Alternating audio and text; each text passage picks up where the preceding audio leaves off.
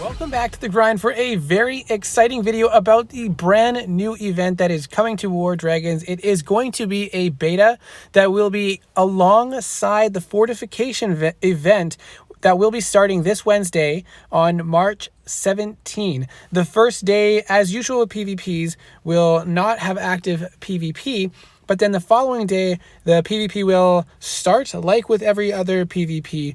This allows you to get the majority of your fortification event done at the start, like most players do anyways. And we are going to take a look at some of the rules and how this event is going to work so that you can get a basic idea of how it's going to be before the event starts. I am very excited about a new event coming to the game and replacing Kingdom Wars that just couldn't really cut it.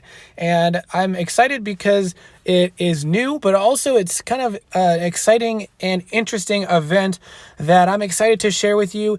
And it is a trial run, basically a beta. So, you know, if there's constructive criticism, it might actually make the event better the next time it comes around. The rewards will not be the same structure as the permanent reward structure that comes with the actual release of the game, of the event, sorry. But there are rewards for this event, and PG Galileo said that you can get all or half of the personal prizes without spending any items. And if a player did 4 mega coin attacks, that would actually be enough to get them all the personal prizes. So this is going to be a fun introduction to the event, not cost a ton to get a lot of the rewards. We don't know what the rewards are going to be yet, but it will be additional rewards on top of fortification. So this next week is going to allow for some extra rewards to be obtained, and you will have the choice to, you know, put a little extra resources into it if you would like to. So there's the time when it's going to start, and it's going to, you know, be a trial run. So give some feedback if you have any for the event. Now, how is this going to work? The overview. In Crystal Caves, teams compete to earn the highest VP by destroying crystals and earning bonuses for their team. Every round, teams will be paired randomly inside a cave housing 3 crystals. PvP attacks on the enemy team will earn points towards winning the crystal and earning its special bonus. Crystals respawn after a short cooldown. And so what are these crystals and what are these bonuses? Well, each crystal will be attached to a bonus, so you'll have to choose which one you want to go for. And it sounds like there's 3 crystals at each time, or, you know, up to 3 crystals at each time. So when the event starts, there'll be 3 random crystals there, and each of those crystals will have one of the following bonuses, it sounds like. So you can get a dragon boost, so it'll give you more HP or damage for your dragons for the entire team for the entire event. So it does continue from round to round, and I guess we'll stack on top of those bonuses round to round. And the next one is tower boosts. So you can get increased HP or damage for the towers for every player on the team for their bases. VP chunks, so it means that, you know, you'll get VP from attacking the crystal, but if you're the team that wins that crystal first, you'll get extra VP for your team, a chunk of VP. And you cannot use mega attacks on those crystals. So that's very interesting. It'll mean that there is a component that is not just a pay to win, and more of, you know, if your team puts in more effort, you will get more points. And this means that, you know, different from Gauntlet, where the PvP island is gone in seconds or minutes, these crystals will not disappear immediately. That means players who don't use mega coins or who want to grind out points throughout the event will have that option from these crystals, which is very nice to see. The next one is VP boost. These crystals increase the VP earned from flights and VP chunks for the whole team for the duration of the event. So that's an important one, because that means for the rest of the event, you're going to have a larger percentage of points over the other teams. And then crystal bombs, they deal a percent-based damage for your team to the other 2 crystals in the cave, making it easier for your team to win those ones. Bombs will spawn with a specific dragon class or element requirement, and you'll need to use that matching requirement to get points against that crystal. So it might say use the fire element, and you can use any fire dragon to get points on that crystal, or it might say use invokers or use sorcerers, and you can only use that class of dragon to get points on those crystals. So they're trying to put in ways to incentivize using specific dragons so you have a broader roster. Now, this is very interesting because there's going to be a lot of strategy involved in this, because let's say you get a dragon boost crystal, a VP chunk, and a VP boost crystal. What is your team going to want to go for first? Well, most likely you're going to want to fight for those VP boosts first, because that means every other point you earn is going to be increased for the remainder of the event. So you want to get that, but only one of those teams will get it. And you're going to be faced up against another team who's going to be fighting for that as well. And similar to Gauntlet, whoever destroys it first gets the added perk at the end. In Gauntlet, it's you steal a percentage of points. In this, it is the boost that the crystal offers. So only one team is going to get that VP boost. Only one team is going to get that dragon boost, and so on. So you probably are going to want to focus on the VP boosts first before you focus on the other crystal types.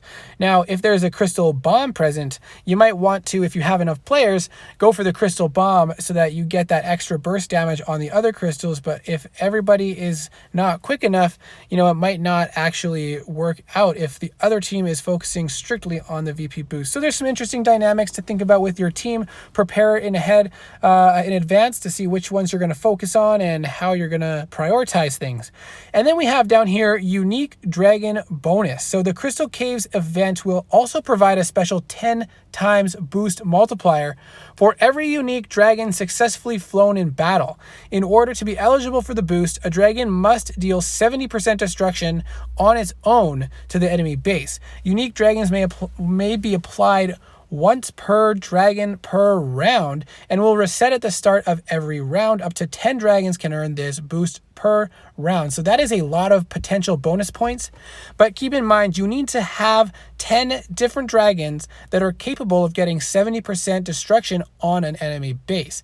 Now, let's say you have to hit way down. You can defeat a base for 125 points, but if you want to use your 10th unique dragon, you have to hit a base for 75 points. That seems like a drastic decrease, but keep in mind that 75 points multiplied by 10 is 750 points, whereas if you use the same dragon you've already used before, you're only going to get that 125 points. So using 10 different dragons at least one time in each round is going to be the most effective way to get a ton of points in this event. So they're really trying to incentivize using a variety of dragons. And this might mean it's not going to be the most efficient to just throw 1 or 2 megas each round, because then you're only going to get the bonus on 2 attacks. Whereas if you spread out that energy and do a bunch of super attacks, you can then use a unique dragon with each super attack and get the 10 times bonus on all of those attacks. Now, if you're going to be doing 10 mega attacks, then you can just go ahead and do all 10 mega attacks and get the bonuses there. But remember, the dragon that you're using has to do 70% destruction. You can't just throw Ember in there hoping that he'll count as a unique dragon and then wipe the base with Calivore like you've done a bunch of times. That's not going to give you that bonus because the unique dragon has to do 70% destruction. So that is something very important to keep in mind and to plan ahead. If you have a dragon that's not quite yet leveled up to max tier, then go ahead and put some levels into them. Think about which dragons have the same elements and same class that you can double your riders on, so you can do some easy swaps over. And yes, you might have to hit a weaker base, but remember that 10 times boost is going to make it worth it, even if you have to hit a weaker base. So I'm very excited about this event. One thing to consider is Atlas PvP shields will not be active, so you will have to consider that your Atlas activity will have to stay active. And hopefully we'll get some more details on this about the specific length, duration of each round and all the cooldowns and stuff. But if not, it's going to be a very fun beta test of this brand new event. I am really looking forward to it. So here is a little preview of what the PvP page is going to look like. It'll have the top bar very well, the same as all other PvP events, but then you'll have the 2 teams that are against each other at the top, and it'll show you the active boosts as well once you get them. And then you'll see those 3 different tabs that you can fight in, and each of them has a percentage that will show which team has completed how much percent of that crystal. So you can see, which ones your opponent is focusing on and how far along they are to help you decide which one you should focus on next. So you can see there is one on the left that says plus 25% crystal damage. So I think that is the bomb one. So once you destroy that, it will do 25% damage to the other crystals, if I'm interpreting that correctly. And then the other two are showing 1% dragon or building HP, and the other one is 1% dragon HP. So the first one to beat those crystals will get that extra HP for their building or for their dragon for the remainder of the event. So it looks pretty user-friendly just from a glance, so you can see all the things laid out in front of you. I'm assuming once the crystal's defeated, it'll just be an empty space and just showing a cooldown for the whatever cooldown period it is until the new one spawns. And keep in mind, remember, you will earn points for attacking the crystal, but if you are not the first one to defeat it, it will disappear. You will not be able to finish the crystal, which means you also do not get that bonus. But that is a way to, push people to focus on, as a team, on a single crystal that they want. And if the other team is ahead and you don't think you can get it, then just start focusing on another crystal. So once again, I'm super excited about this to test it out. I hope you are too. Let me know in the comments what your initial thoughts are so far and what questions you have. So as answers come in, I can answer them in the comments section below. Thanks for watching, and I'll see you next time.